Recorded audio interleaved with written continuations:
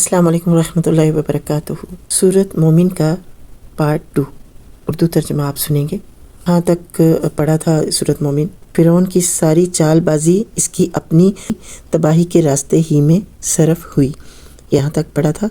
अब इससे आगे बढ़े। बोला, ए मेरी कौम के लोगों, मेरी बात मानो, मैं तुम्हें सही रास्ता बताता हूँ। ए कौम, ये दुनिया की ज़िंदगी तो चंद रोज़ा है, हमेशा के क़याम की जगह आखिरत ही है।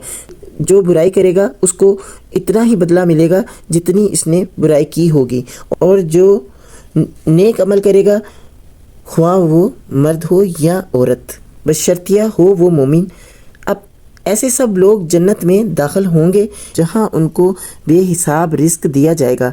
ए कौम, आखिर ये क्या माजरा है कि मैं तो तुम लोगों को नजात की तरफ बुलाता हूँ और तुम लोग मुझे आग की तरफ दावत देते हो। तुम मुझे इस बात की दावत देते हो कि मैं अल्लाह से कुफर करूँ और उसके साथ उन हस्तियों को शरीक ठहराऊँ जिन्हें मैं नहीं जानता, हालांकि मैं तुम्हें उस ज़बरदस्त मग़फ़िरत करने वाले अल्लाह की तरफ बुला रहा हूँ। हक़ ये है कि इसके ख़िलाफ़ नहीं हो सकता कि जिनकी तरफ तुम मुझे बुला रहे हो उनके लिए ना दुनिया में कोई दावत है ना आखिरत में, और हम सबको पलटना अल्लाह ही की तरफ है और हद से गुजरने वाले आग में जाने वाले हैं। आज जो कुछ मैं कह रहा हूँ, अनकरीब वो वक्त आएगा जब तुम उसे याद करोगे, और अपना मामला मैं अल्लाह के सुपुर्द करता हूँ, वो अपने बंदों का निगहबान है। आखिरकार उन लोगों ने जो बुरी सी बुरी चालें उस मोमिन के ख़िलाफ़ चली, अल्लाह ने उन सब से उसको बचा लिया और फ़िरौन के साथी खुद बदतरीन अज़ाब के फेर में आ गए। दोज़ख की आग है जिसके सामने सुबह और शाम वो पेश किए जाते हैं, और जब क़यामत की घड़ी आ जाएगी तो हुक्म होगा कि शदीद तर अज़ाब में दाखिल करो। फिर ज़रा ख्याल करो उस वक़्त का जब ये लोग दोज़ख में एक दूसरे से झगड़ रहे होंगे। दुनिया में जो लोग कमज़ोर थे बड़े बनने वालों से कहेंगे कि हम तुम्हारे ताबा थे, अब क्या यहाँ तुम नाज़े जहन्नम की तकलीफ़ के कुछ हिस्से से हमको बचा लोगे? वो बड़े बनने वाले जवाब देंगे, हम सब यहाँ एक हाल में हैं और अल्लाह बंदों के दरमियान फ़ैसला कर चुका है। फिर ये दोज़ख में पड़े हुए लोग जहन्नम के अहलकारों से कहेंगे, अपने रब से दुआ करो कि हमारे अज़ाब में बस एक दिन की तखफ़ीफ़ कर दे। वो पूछेंगे, क्या तुम्हारे पास तुम्हारे रसूल बयानात लेकर नहीं आते रहे थे? वो कहेंगे, हाँ। जहन्नम के अहलकार बोलेंगे, फिर तो तुम ही दुआ करो, और काफिरों की दुआ इकारत ही जाने वाली है। यकीन जानो कि हम अपने रसूलों और ईमान लाने वालों की मदद इस दुनिया की ज़िंदगी में भी लाजमन करते हैं, और उस रोज़ भी करेंगे जब गवाह खड़े होंगे, जब जालिमों को इनकी माजरत कुछ भी फ़ायदा ना देगी और उन पर लानत पड़ेगी और बदतरीन ठिकाना उनके हिस्से में आएगा। आखिर देख लो कि मूसा अलैहिस्सलाम की हमने रहनुमाई की और बनी इसराइल को इस किताब का वारिस बना दिया जो अक्ल व दानिश रखने वालों के लिए हदायत व नसीहत थी। बस ए नबी सल्लल्लाहु अलैहि वसल्लम, सब्र करो, अल्लाह का वादा बरहक है। अपने कसूर की माफ़ी चाहो और सुबह शाम अपने रब की हम्द के साथ इसकी तस्बीह करते रहो। हकीकत यह है कि जो लोग किसी संदो हुज्जत के बग़ैर जो उनके पास आई हो अल्लाह की आयत में झगड़े कर रहे हैं, उनके दिलों में किबर भरा हुआ है, मगर वो उस बड़ाई को पहुंचने वाले नहीं हैं जिसका वो घुमंड कर रहे हैं। बस अल्लाह की पनाह मांग लो, वो सब कुछ देखता और सुनता है। बेशक आसमानों और ज़मीन का पैदा करना इंसान को पैदा करने की बनिस्बत यकीनन ज़्यादा बड़ा काम है, मगर अक्सर लोग जानते नहीं हैं। और ये नहीं हो सकता कि अंधा और बेबीना यकसा हो जाएं और ईमानदार सालिहा और बदकार बराबर ठहरें, मगर तुम लोग कम ही कुछ समझते हो। यकीनन क़यामत की घड़ी आने वाली है, इसके आने में कोई शक नहीं, मगर اکثر لوگ نہیں مانتے۔ تمہارا رب کہتا ہے مجھے پکارو، میں تمہاری دعائیں قبول کروں گا۔ جو لوگ گھمنڈ میں آ کر میری عبادت سے منہ موڑتے ہیں، ضرور وہ ذلیل و خوار ہو کر جہنم میں داخل ہوں گے۔ وہ اللہ ہی تو ہے جس نے تمہارے لیے رات بنائی تاکہ تم اس میں سکون حاصل کرو اور دن کو روشن کیا۔ حقیقت یہ ہے کہ اللہ لوگوں پر بڑا فضل فرمانے والا ہے، مگر اکثر لوگ شکر ادا نہیں کرتے۔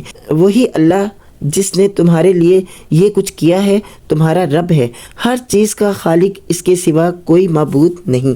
پھر تم کدھر سے بہکائے جا رہے ہو؟ اسی طرح وہ سب لوگ بہکائے جاتے رہے ہیں جو اللہ کی آیات کا انکار کرتے تھے۔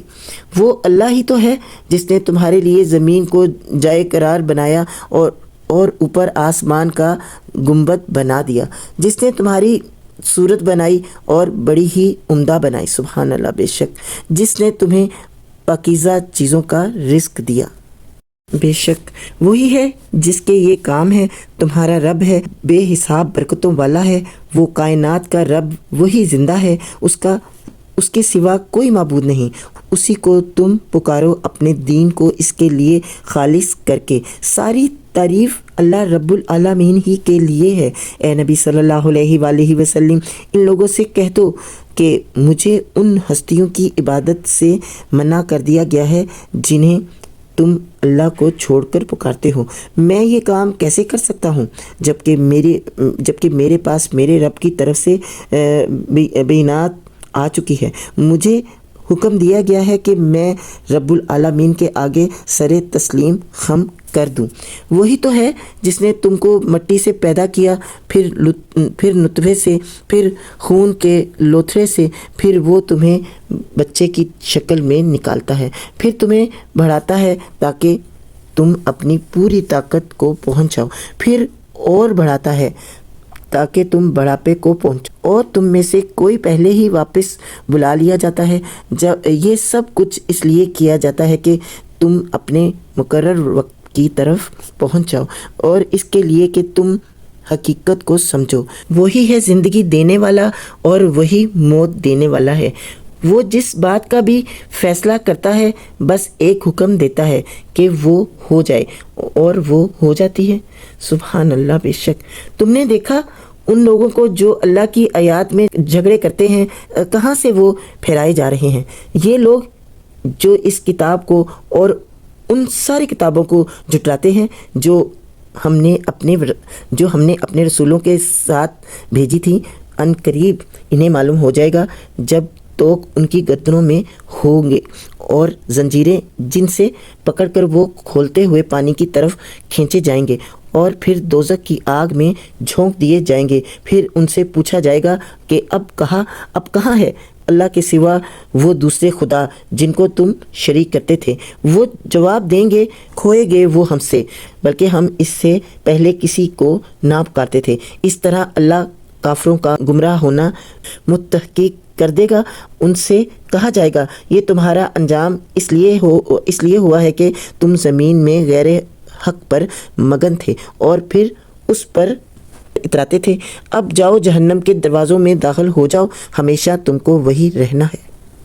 استغفر اللہ، بہت ہی برا ٹھکانہ ہے متکبرین کا۔ بس اے نبی صلی اللہ علیہ وآلہ وسلم، صبر کرو، اللہ کا وعدہ برحق ہے۔ اب خواہ ہم تمہارے سامنے ہی ان کو ان برے نتائج کا کوئی حصہ دکھا دیں جن سے ہم انہیں ڈرا رہے ہیں، یا اس سے پہلے تمہیں دنیا سے اٹھا لیں، پلٹ کر آنا تو انہیں ہماری ہی طرف ہے۔ اے نبی صلی اللہ علیہ وآلہ وسلم، تم سے پہلے ہم بہت سے رسول بھیج چکے ہیں، جن میں سے بعض کے حالات ہم نے تم کو بتائے ہیں اور بعض کے نہیں بتائے۔ کسی رسول کی بھی یہ طاقت نہ تھی کہ اللہ کے اذن کے بغیر خود کوئی نشانی لے آتا۔